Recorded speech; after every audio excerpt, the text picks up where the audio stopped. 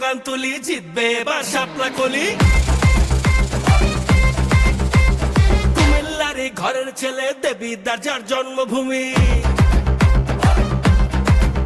ও অন্যায়ের বিরুদ্ধে চলে তার হুঙ্কার, দেবিদ্বারের উন্নয়নে তারই তো দরকার। এই ভাই কার কথা কইতেছেন? হাসনাত আব্দুল্লাহ